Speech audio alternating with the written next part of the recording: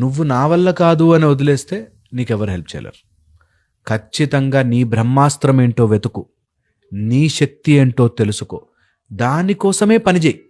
నేను ఈ సఫరింగ్లో ఉన్నానంటే నేనెక్కడో నా ఆయుధాలని వదిలేశాను, మళ్ళీ నిలబడాలి.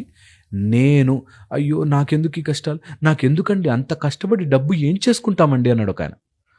డబ్బులు తీసుకుని సంపాదించేసి ట్యాంక్ బండ్లో విసిరేయి, అంతేగాని రాకముందుకే డబ్బుతో ఏముంది అని అనద్దు.